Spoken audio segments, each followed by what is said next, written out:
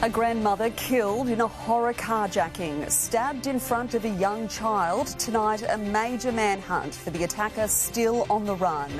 Good news for renters. Major changes announced for Queensland tenants. Gold Coast families terrorised, victims of a weekend-long youth crime spree. Council election campaigns ramp up, new promises to fix Brisbane's traffic woes. Drivers to benefit at the Bowser under big changes to Australia's car manufacturing standards. And devoted Taylor Swift fans rush to get a lasting reminder of their idol's Aussie visit. This is 9 News Queensland with Mia Glover. Good evening. A family is grieving and a community reeling after an Ipswich grandmother was killed in a horrific carjacking outside a shopping centre. The violent attack unfolding in front of a 6-year-old child. Tonight, a major manhunt is ramping up to catch the killer. A heartbroken family facing an unthinkable tragedy. Vilene White was an adored wife, mother and grandmother. The 70-year-old had just finished grocery shopping with a 6-year-old girl last night when she was brutally set upon by a monster lurking in this underground car park. Vilene was stabbed in front of the child and left to die while her attacker fled in her car. It's abhorrent. It's violent and it is a cowardly crime like I have not seen in my time as a detective. After the horror she just witnessed, the terrified young girl managed to raise the alarm. Shouting for help, Dr Adamola Afolabi ran to her aid and tried desperately to save the victim's life, but the odds were stacked against him. Did some chest compressions because I could see some breathing. Within minutes, police swarmed Town Square at Redbank Plains. Just seen a detective walk away with a little girl, maybe 5, 6 years old, and he was cuddling her. Seasoned detectives left shocked by the brutality of the crime. That crime was callous, it was senseless, it was unprovoked and it was cowardly. They say the person behind the attack is a young male of African appearance wearing a hoodie and medical mask, but they're looking for more. The grandmother's Hyundai Getz was driven for just 20 minutes before it was dumped at Springfield Lakes. 4 African males were seen on security cameras walking down Brunny Street. Extremely unsafe. A bit uncomfortable. Officers found the car this morning, but there was no sign of their suspects. Then, this afternoon, a possible breakthrough. Police have left no stone unturned today and have searched the area extensively, and late this afternoon came across this knife left on the road near where the car was dumped. These types of investigations, we will always err on the side of caution and seize exhibits as we should. As the major manhunt intensifies, tributes are growing at the scene of the horrendous crime. Well, this is a terrible crime. Nobody should die the way this woman has, and our police are taking it very, very seriously. Vilene's daughter has told 9 News she was the light and life of their family, describing her as the most loving, compassionate and caring person you could ever meet. Jacob Chico is live at the scene for us. Jacob, evening to you. Police are still on the hunt for those 4 young males seen in that footage. Mia, Vilene's killer and those 3 other young males described as African in appearance and pictured in that CCTV tonight, they are all still at large. Anyone who recognises the 4 of them or anyone who may have seen them leaving Springfield Lakes last night on foot around 6:30 p.m, or anyone who might have seen them in the Hyundai Getz in the minutes before, they're being told to come forward. That car will be forensically tested, and so too the knife that police seized just a few hundred metres away from where that car was dumped. Today, police couldn't confirm whether this is gang-related. The investigation is simply too early at the moment, but what they did say is that officers tonight and throughout the evening will be leaving absolutely no stone unturned in the hunt for those responsible and, of course, to give Vilene's family justice. Jacob, thank you. I want to bring in now Kate Lamb, who's at the local sports fields. And Kate, evening to you. That's where the local community has gathered for a vigil tonight. It's been an incredibly emotional evening down there, hasn't it? Certainly has, Mia. You can really sense just how deeply this community is reeling following this tragedy. We've got more than 50 people who've gathered here tonight. More are still trickling in now for this candlelit vigil for Vilene White to really pay their respects to her. Some of them knew her, others didn't, but they all really share in that sentiment that they want to show her family that they are standing with them in their time of grief. Now, there is that really deep sense of sadness here, but there's also a deep sense of anger as well that such a violent crime could happen to such an innocent person in a public place that they all go to so regularly, and that's a sentiment shared by the Ipswich Mayor. Take a listen. So I've been the mayor for 4 years, and this is the first time anything this violent has happened in our community on my watch. We're devastated. Our community safety is our number one priority, and so council will do everything we can to work with the police and to make sure our community stays safe. Now, just 24 hours on from this horrific murder, more than 1,000 people have signed a petition calling for more police patrols at that town square, saying that they increasingly were fearing for their lives there. Action has already been taken by police, setting up a mobile police beat and increasing their patrols around that area to make people try and make people feel safe again. Take a listen. The community becomes very fearful. And we saw that here in the last 24 hours. So our commitment, as I said, is to make sure that we increase police presence. Now, certainly a long time before that safety is felt again here, but certainly tonight these lights will stay on until 8:30 tonight for the community that wants to come here and gather to pay tribute to Vilene, but also to show her family and show them that they are supporting them during this time. It's certainly an unimaginable loss that they've felt, Mia. Well, certainly, Kate, thank you. Turning to the day's other news now, and more help is on the way for struggling Queensland renters, with the government announcing a $160 million support package. The new reforms also promise to improve tenants' rights, but there's criticism tonight. Some of the changes are simply there for show. 24 years old with 2 teenagers in her care, Caroline knows how difficult this rental market can be. So it does put a lot of pressure on, and trying to find suitable housing for that is very hard. She had a quick housing square table with the Premier just moments before he announced more relief is on the way. 1/3 of Queenslanders rent, and they have said to us that they're doing it tough in what is a very tight rental market. The government's new $160 million support package will create a portable bond scheme, making it possible to transfer a bond from one property to another when renters move.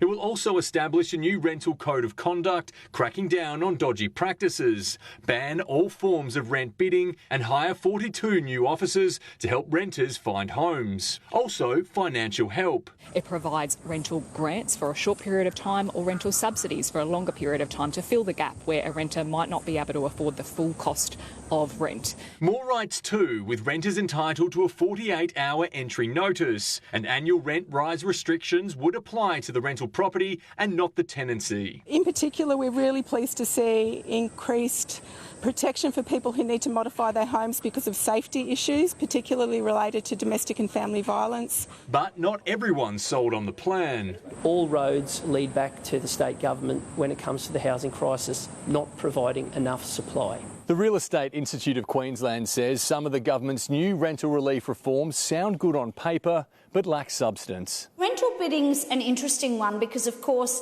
it's already unlawful here in Queensland, and there are also some other changes that we would argue are really just adding red tape and are there for show. Cam Inglis, 9 News. After days of controversy, Labor-aligned staffer Danielle Cohen has announced she won't be taking up a newly formed position in the Premier's department. Her appointment to the role of Assistant Director General sparked accusations of jobs for mates, given the position was not advertised. Ms Cohen announced today she won't be taking up the job and will instead return to her old one at the government-owned Stanwell Corporation. Council election campaigns are ramping up tonight, 6 weeks out from Queenslanders heading to the polls. Brisbane's Lord Mayor today announcing a plan to automate traffic light sequencing to improve congestion on our roads. For many Brisbane drivers, it's the biggest test of patience. Obviously, it's a source of frustration for many people each day as they're stuck waiting for the lights to change. Brisbane's Lord Mayor making a re-election pledge to end the days of rolling from one red light into the next by upgrading the city's traffic management systems from technology designed in the 80s and 90s. Making signals work better, better coordination between traffic signals, better sequencing. An initial investment of $15 million to test priority intersections after a global search to find the best congestion-busting smart software. We've seen cities getting something like 23% better traffic flow. But the Lord Mayor's opponents say it's not the answer to Brisbane's traffic woes. I actually chuckled at the fact that they think tweaking some traffic signals is a sufficient response. The Greens have released a fully costed plan to roll out free public transport. They've had 20 years to come up with real solutions. We have announced that we will have a 50% discount in all fares. Today's announcement to get traffic moving also signals the acceleration of election campaigns. Both the LNP and Labor greenlighting attack ads. LNP Mayor Adrian Schrenner is cutting jobs. Jonathan Sree's Greens want to cut funding for Brisbane roads. Tracy Price and Labor are along for the ride. I think it shows how scared they are, and the fact that they're deliberately targeting me shows that I'm a serious contender for the Lord Mayoralty of this city.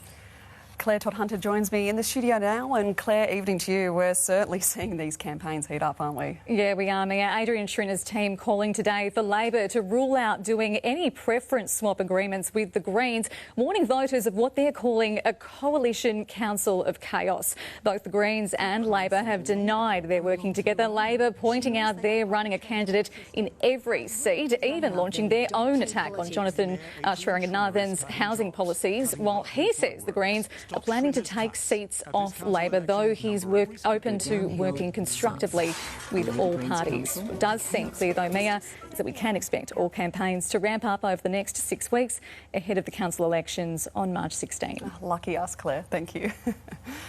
It's been a hot one across the country today, reaching 38 degrees in Melbourne. And while we've fared a little better here in the southeast, we're still above average for this time of year. Let's bring in weather expert Garry Youngberry now in Southbank. Gaz, evening to you. How long is this heat sticking around for? Well, good evening, Mia. The rest of February, the bad news, another 4 weeks of it. Thankfully not as bad as Melbourne and Sydney. They've had high 30s today. But what we're looking at is, 1 to 2 degrees above average for the rest of the week. Have a look at our heat map across our state. You'll see the heat across southwest and central and southern Queensland. West of that, Alice Springs tomorrow, 43 degrees. So certainly above average and plenty of humidity over the next week. We should say goodbye. Queensland should to ex-tropical cyclone Kirrily, thankfully. And the low that's off the coast, it's been out near New Caledonia. Still a low chance of it becoming a cyclone as it tracks back into Australian waters, but most of the computer models now have it tracking along the coast and not posing any real threat, certainly strengthening winds and an increase in swell. But more on your local forecast, Mia, a little later. Thanks, Gaz. We'll see you soon. 2 men have been rushed to hospital after an alleged random stabbing attack at a Gold Coast shopping centre overnight. Police say 2 men who aren't known to each other became embroiled in an altercation. A 31-year-old man was then stabbed in the back, sustaining a serious but non-life-threatening injury. His friend attempted to intervene before he was also attacked, taken to hospital with a wound on his face. A 66-year-old man has been charged, denied bail and will appear in front of a magistrate tomorrow. Also overnight, a man was lucky to walk away from this horrific crash at Coomera. The ute ploughing into a light pole, smashing into pieces. The 20-year-old driver allegedly blew more than double the legal limit and will face court later this month, charged with driving under the influence. Overseas now, the United States has further escalated tensions in the Middle East with another round of airstrikes supported by Australia and its allies. This time, the focus was Houthi targets in Yemen. Tonight, the Iraqi government is warning the region is on the brink of the abyss. They warned it would come in waves. And for a second night, US forces struck the Middle East, this time taking aim at Houthi militants in Yemen. The large-scale strikes came from air and surface platforms, including FA-18s and Royal Air Force Typhoons, in a joint operation with the UK. 36 targets were hit across 13 locations, command and control centres, an underground weapons storage facility, and other weapons the Houthis have used to target international ships in the Red Sea. The fresh round of US strikes conducted with the support of its allies, Australia, Bahrain, Canada, Denmark, the Netherlands and New Zealand. We think that the United States has got it right. It's important that given the attacks that have occurred by groups that are backed by Iran, that there be a response. 39 people were confirmed dead in the first wave of attacks on 85 Iranian Revolutionary Guard targets in Iraq and Syria. Iraq declaring 3 days of public mourning, its government condemning the attacks and warning the Middle East is on the brink of the abyss. A muted response from Iran's foreign ministry calling the strikes a strategic mistake and that they make it difficult to reach a political solution in the region. The US says it doesn't want a wider war, but it has already spiralled into one, and it remains to be seen how these ongoing attacks impact any further hostage negotiations. Hamas sees these strikes as joint Israeli and US aggression, any hope of a potential ceasefire deal appearing to stall. Thousands of Israelis pushing their government to do more to seal the deal, blocking major freeways in a cry for help. But Benjamin Netanyahu will not accept Hamas's conditions to free thousands of Palestinians and remove his troops. He's now threatening to attack Rafah, Gaza's southernmost city, where more than 1 million Palestinians have fled to seek shelter. In Washington, D.C., Alison Petrowski, 9 News. Back home, and thousands of people have marched through Brisbane this afternoon, rallying in support of Palestine. The crowd marched from Queen's Gardens to South Bank.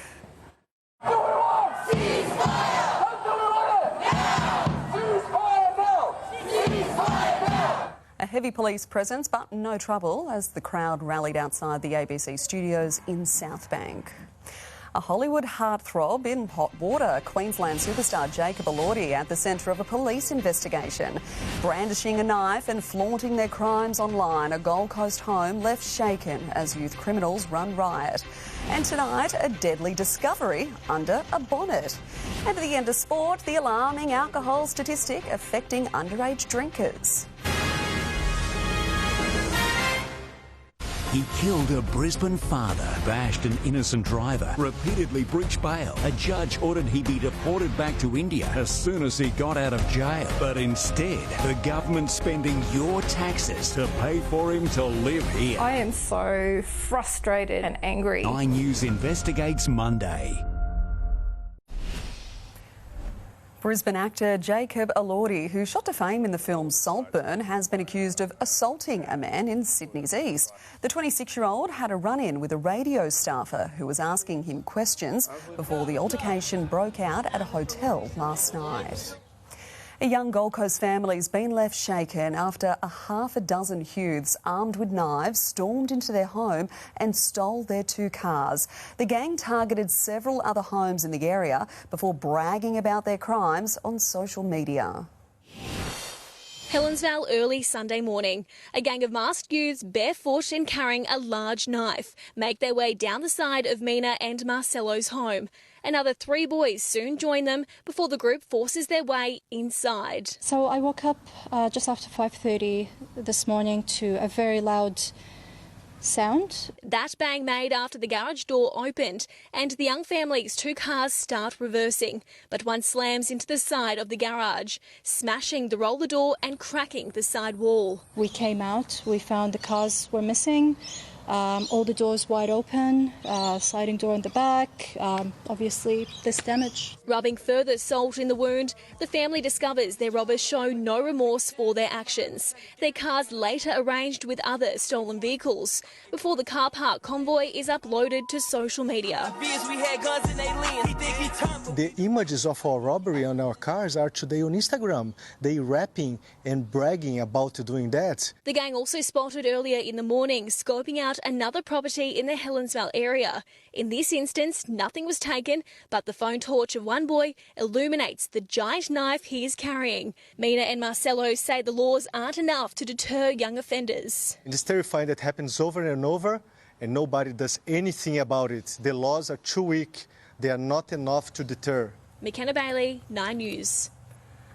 Car manufacturers could have to meet fuel efficiency standards for the first time in Australia from next year. Petrol-powered four-wheel drives and utes would have to be offset by fuel-efficient cars, which the government says will mean fewer trips to the Bowser and more money in your pocket. Australian roads are about to change. 85% of cars sold around the world are sold under fuel efficiency standards, and it's way beyond time that Australia catches up. Known as the New Vehicle Efficiency Standard, the policy would apply to manufacturers, capping average fleet emissions, requiring manufacturers to offset heavy fuel-reliant cars with hybrids, electric vehicles or fuel-efficient petrol and diesel cars. The overall cap will reduce 12% per year, the government forecasting Australians would save around $1,000 per vehicle per year by 2028. Now, this is a win for cost of living, a win for consumers. No one wants to be paying more for fuel than they have to, and right now for too many families that's what they have to do because our cars are so much less efficient. The forced increase in supply of EVs and hybrids should bring prices down, but by the same logic, prices of fuel-chugging utes or four-wheel drives would rise, a fear exploited previously by Scott Morrison. Bill Shorten wants to end the weekend when it comes to his policy on electric vehicles. And tonight preempted in a new government information campaign. This includes the cars we need for work and recreation, like utes and four-wheel drives. And if you put a tonne on the back of an electric ute at the moment, you don't get far. And then if you put a trailer on the back of it, towing another tonne, you get even shorter distances. There is just no evidence to say that it will affect price at all, of SUVs or utes or any other vehicle. The government wants the legislation in place before July and the standards enforced from New Year's Day. That will require Parliament to pass legislation, an authority established to enact it, and international producers to come on board. An ambitious time frame. Charles Croucher, 9 News. Protests, riots and the threat of terror attacks. With 45,000 police officers set to hit the beat, security for Paris 2024 is certainly ramping up. Tonight we give you an inside look at what Brisbane can expect ahead of the 2032 Games. That story is ahead. The engine light goes on, but an oil change is the least of your worries. What do you do when there's a brown snake under your bonnet? More jail time for former Pakistan Prime Minister Imran Khan, and this time his wife is being locked up too. And keeping you safe both in the air and on the ground. Next, the specialist team preparing for the worst.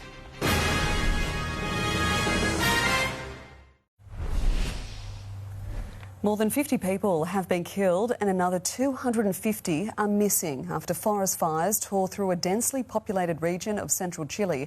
Firefighters are tonight struggling to reach some of the worst affected areas. Close to 100 forest fires consuming central Chile. The deadliest burning through the city of Valparaiso, home to nearly 1 million people. While some residents try to take shelter from the flames, others do all they can to escape them. Firefighters are struggling to reach some of the worst hit areas, neighbourhoods in the mountains. The flames spreading so quickly, these streets were engulfed in 15 minutes. Everything went dark, this man says. We didn't know what to do. Our neighbours got burned, a father and daughter, and we were left with nothing. More than 1,100 homes have been destroyed so far, the fires affecting close to 45,000 hectares.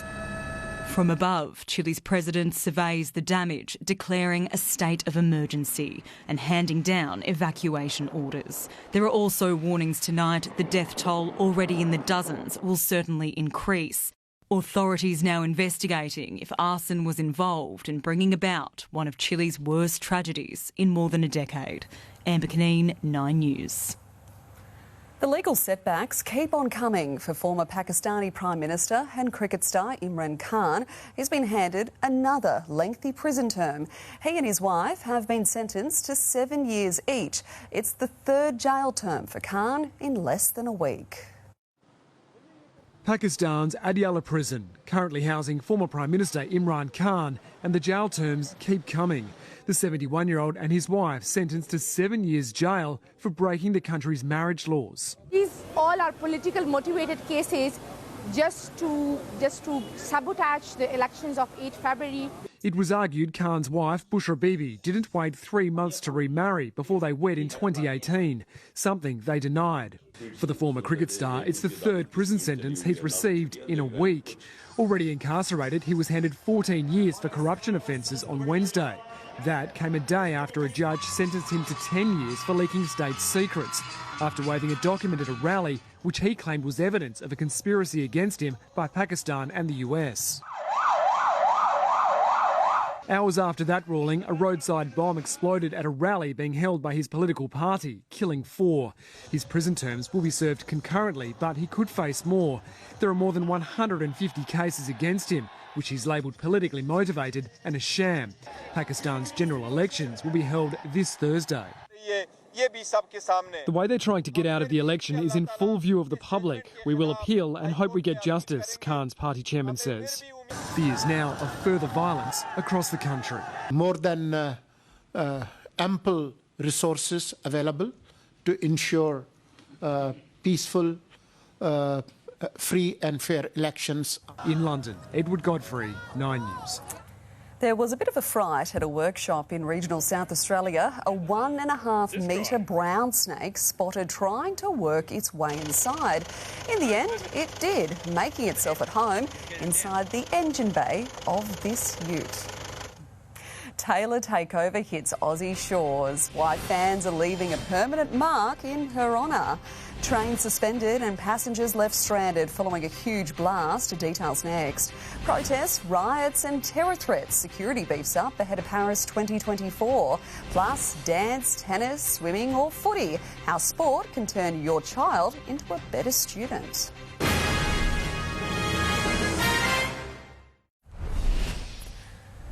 There's been a huge explosion at a restaurant in Tokyo, fire ripping through the building and threatening surrounding businesses. Close to a station, it triggered the closure of a train line and forced 800 passengers onto the tracks. Propane gas is thought to be behind the blast. One person was injured. Encouraging children to play sport is not just good for their fitness, but also their brains, according to new research. Professors at the University of Sydney surveyed more than 4,000 kids aged between 4 and 20, finding a strong link between sports participation and higher NAPLAN scores.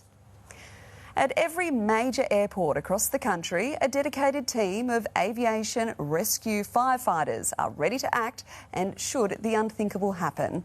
This year marks the 100th recruitment drive, a gruelling course where only the best make the cut.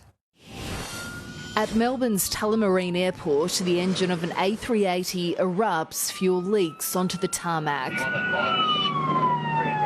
Trucks carrying 10,000 litres of water and foam douse the flames. This dramatic simulation of a crash landing is teaching aviation firefighter recruits how to respond in worst-case scenarios. They'll light it up, there'll be fires inside and outside, so you'll be doing hose work to work on the fires outside of the aircraft, any fuel fires that you've got. And then we'll have a team that goes inside the structure where you'll be locating casualties. Our priority is life. With everything we do, we have our order of priorities and life is our number one priority. An A380 like this model carries in excess of 300,000 litres of fuel. So when a fire erupts, timing is everything. And there is a legal requirement for all crews to be on scene within 3 minutes of a crash alarm. Cardio and strength is a prerequisite. The hoses would feel up to about 80 kilos dragging those along, so yeah, it's heavy. In a year, aviation fire crews across the country are called out to more than 4,000 jobs. From a PAN to a Mayday call, to aircraft observations in regards to landing gear issues, could be fuel leaks, engine fires, CPR and a first aid. Over 15 weeks, the recruits will pack in theory and practical drills, eventually joining 850 firefighters based at 27 of Australia's busiest airports. It's the service you hope you'll never need, but like an insurance policy, is there if anything goes wrong. Sophie Walsh, 9 News. Hundreds of Taylor Swift fans have taken their devotion to a new level, getting tattoos ahead of her record-breaking concert in Melbourne. One studio offering a 3-day event, spoiling Swifties with 20 different designs. We managed to sell 300 tickets within about 15 minutes. Wow. Swift's sellout Eras tour kicks off in Australia February 16. The secret weapon the Maroons fear could cost them the State of Origin shield. That's next. Plus, the cricket fan who left the SCG with one painful souvenir as the Windies land a brutal blow against Australia. And at the end of sport, how teenagers are bypassing drinking laws and why parents are to blame. And a little bit of cloud about for your Sunday. There was also some drizzle this morning on the Gold Coast. We will see above average temperatures overnight, courtesy of that cloud cover. Right now it's 28 degrees. He killed a Brisbane father, bashed an innocent driver, repeatedly breached bail. A judge ordered he be deported back to India as soon as he got out of jail. But instead, the government's spending your taxes to pay for him to live here. I am so frustrated and angry. 9 News investigates Monday. Maroons 5'8" Cameron Munster is already looking over his shoulder, wary of losing his job to Broncos young gun Ezra Mam this year. Two of Queensland's biggest stars warning the new look Blues have a secret weapon. He's the passionate football manager who's overseen the Storm's success from the sidelines since 2007. Craig Bellamy's right-hand man in clubland, Frank Panisi, will be a key member of Michael Maguire's new look New South Wales coaching staff. I'm sure he'll go back to Madge and pretty much be a little spy and a little rat. Panisi's inside knowledge of Queensland stars Cameron Munster and Harry Grant could prove pivotal in the Origin arena. What Frankie's brought to our footy club and how professional he is about his footy and the way he goes about his business, it's a credit to him, and hopefully it doesn't go too well for New South Wales, but I can only imagine what he'd be like in that environment. A Maroons certainty since 2017, Munster isn't so sure he'll wear the number 6 this year. If I get picked, to be honest, Ezra Mann's breathing down my neck, so I need to try and somehow find some form before June. Not happy with how he played last year. I think I've got to step up a lot more, just performance-wise. A reflective Munster revealing why Melbourne failed to progress past the prelims. If we played a bad game, we kind of just walked around, tiptoed around and go, we'll be all right, we'll sort it out,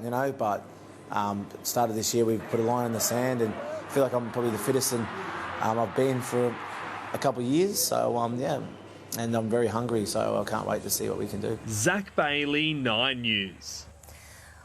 One fan in Sydney has been left bloodied and bruised after a brutal tailend Aussie batting display at the SCG. A half-century from Sean Abbott has saved Australia's blushes after the top order failed in the second one-dayer against the West Indies.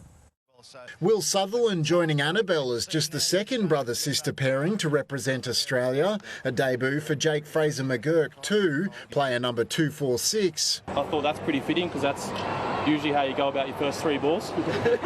Not quite, it was 0-0-4-6. This is why we are so excited about Fraser-McGurk. An innings as entertaining as it was short-lived, gone after 5 balls. Australia's openers failing to leave a mark. Josh Inglis also departing cheaply. Cameron Green blasting 3 boundaries in a row, then clearing the fence completely. I see your 6, Jake Fraser-McGurk, and I'm going to raise you. What he needed was a partner to stick around, like Mario looking for a Luigi. Marnus Labuschagne stepping in as sidekick. It's another baseball slug straight back over second base. But with the West Indies backing up their bold call to bowl first, the hosts were 5 down inside 17 overs, both flushing their wickets down the drain. Luckily, Australia aren't short of batting talent. There's your man waiting, but it's going to fly well over. Matt Short starting a middle-order rescue mission, but Australia's innings didn't reach great heights. Out!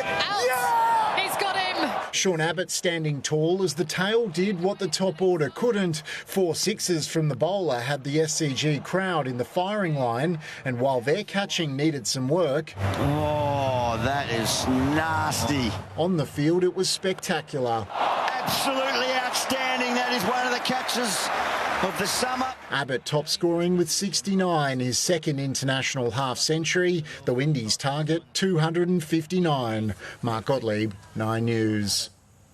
Australia's women have struck first in their one-day series against South Africa, winning the first match by 8 wickets. Beth Mooney top scoring with 52 as the Aussies chased down their modest target of 105 with 31 overs to spare.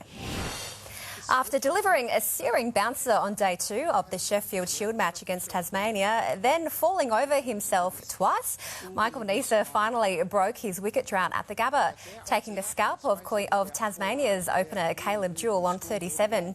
Brilliant catches from Joe Burns and Mark Steckety helping contain the Tigers to 219, 63 runs short of Queensland's opening total.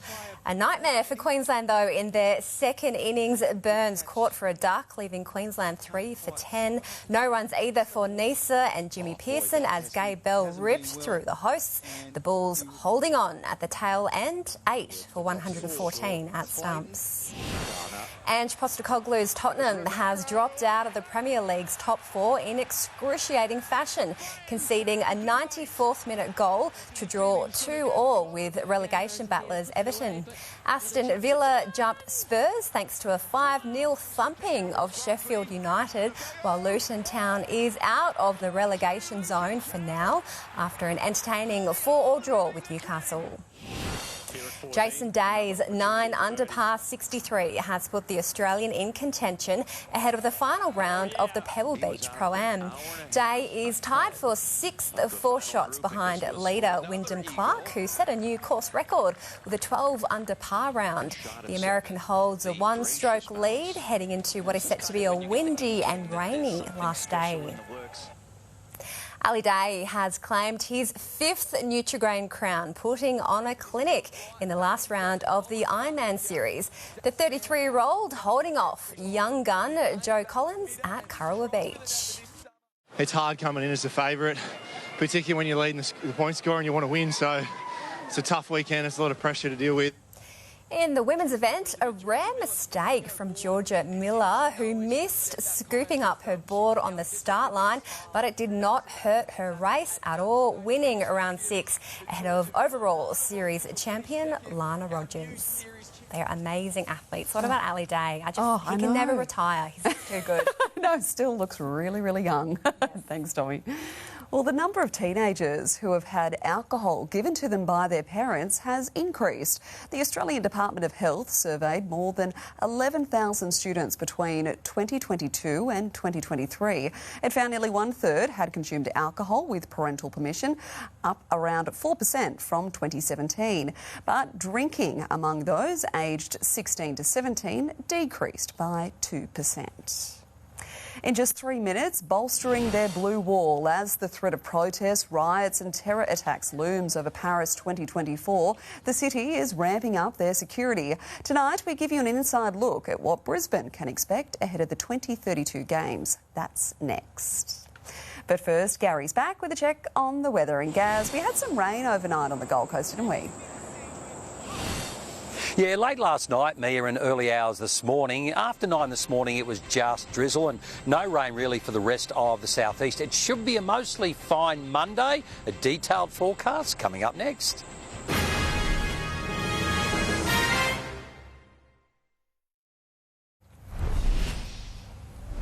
In a sign of what's to come for Queensland in 2032, French police are preparing for their biggest ever task, keeping millions of visitors and residents safe during the Olympic Games.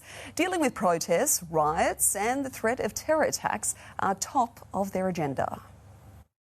On the beat in the French capital, even in the quieter months, police officers are hard to miss. But come July, there'll be a presence never before seen. We actually know that we will need 45,000 police officers to secure the event. That's a lot more than normal. It's more than 6 times the regular 7,000 officers. Training exercises are already underway across the city. The number will far exceed the beefed-up force for mass demonstrations and riots. Scenes like these aren't uncommon in the capital. Paris also consistently faces a heightened terror risk. 1 person was killed and 2 others injured in an attack near the Eiffel Tower in December. Police aren't alarmed, but they're prepared. We just tend to have a big concern about the terrorist attack. That's why we have so many police officers. Some metro stations deemed vulnerable to attacks will be closed. The bomb squad will be on alert for discarded bags. An extra 400 security cameras will be installed and police will be using drones. Protecting large crowds is nothing new for French police. This is one of the most populous cities in the world. But the Olympics presents a challenge unlike any other. Up to 16 million people are expected to visit Paris during the Olympic and Paralympic Games. As many as 600,000 people are expected to line the Seine for the opening ceremony. There are plans to have a police officer positioned every 2 metres along the 6-kilometre route. This is also one of our concerns, where we are going to find that many police officers. One of the many questions they urgently want answered. Police have been staging their own protests in recent weeks as they clash with the government over pay and conditions during the Games. It's been now 7 years that we know the Olympic Games has been awarded to Paris, and less than 6 months ahead of the deadline, we still lack answers. But they insist they won't cause disruptions once the Games begin. In Paris, Edward Godfrey, 9 News. Garry's back with your full weather forecast now. And Gaz, how's the week shaping up? Oh, Mia, a mostly fine start to the week. There's only a very slight chance of a shower on the Gold Coast tomorrow morning. The remainder will be dry. Tuesday, blue skies, sunshine, and it will be the hottest day of the week. And then some showers creeping in from Wednesday. More details in your 7-day outlook. But a beautiful warm evening here in the city. It's still 27 degrees. The feels like or apparent temperature is currently 30 due to the humidity at 75%. Let's have a look at the temperatures recorded across southeast Queensland today. They were slightly up on average right across the region. The coolest place, the Gold Coast, with 28 after some early drizzle. The highest temperature was 33 in Oakey and Warwick. All of the inner suburbs reached into the low 30s. On the weather map, the remnants of ex-tropical cyclone Kirrily will drag rain and storms over New South Wales, Victoria and eastern South Australia. Plenty of moisture across the north, with that'll trigger showers and storms, while southeast Queensland remaining dry under the influence of high pressure. Interstate, it'll be fine for Perth and Adelaide. Cloudy for Melbourne, morning showers in Hobart, rain for Canberra, showers and storms on the way for Sydney, and Alice Springs 43 degrees. Some of that heat pushing into western Queensland. Now Queensland tomorrow, showers for Cairns, partly cloudy Townsville and sunny in Mackay, sunny and very warm in Gladstone and Rocky. It'll be hot inland with 37 for Mount Isa, 38 Roma and 40 degrees in Longreach with a chance of a storm. Mostly sunny and low 30s across Bundaberg, Maryborough and Gympie. Here in the southeast, expect a warm evening, then above average temperatures tomorrow, partly cloudy day, light east northeasterlies freshing in the afternoon. The coast should see around 30 degrees, inland 34 for Gatton and Ipswich. Moreton Bay, northeasters 10 to 15 knots, the seas below 1 metre on the bay, and offshore, Brizzy, a partly cloudy day, northeasterly winds getting up later, a low of 24, so a warm evening, a top of 32 for your Monday. So your 7-day outlook at Tuesday, 33, the hottest day of the week, a humid Wednesday with a couple of showers, a shower or two possible Thursday, Friday and Saturday with low 30s each day. Ipswich, hot for Tuesday, 36, a shower or two and low 30s forecast from Wednesday right through to the weekend. For the Gold Coast, Tuesday fine and 31, scattered showers Wednesday and Thursday, a few showers Friday and also into Saturday, but still very warm. The Sunshine Coast, sunny Tuesday and 32, scattered showers across your Wednesday, Thursday, Friday and into the weekend. So there's not a lot of rainfall in it towards the middle and end of the week, but Mia, I'm afraid that will make temperatures feel a lot warmer due to the humidity as it sticks around for another week. Oh dear, not the hair, Gaz, not the hair. Well, not yours anyway. Thanks very much. Well, before we go, here's Tara Brown with a look at what's coming up on tonight's 60 Minutes. Thanks, Mia. Tonight, the idea of confronting that monster was unthinkable. The Aussie actor who took on the toughest role of her life. I know it happened. Yeah. I know it happened. Yeah. Gotcha moment. To help police snare a predator. One of the most remarkable things I've ever seen. Plus, Donald Trump, a superhero president. He's a criminal. Can Donald Trump really make it back to the White House? I only want to be a dictator for one day. That's tonight after Married. Back to you, Mia. Thanks, Tara. We'll see you then. Well, that is 9 News Queensland. For your Sunday, have a wonderful week. I'm Mia Glover from all of us here. Good night.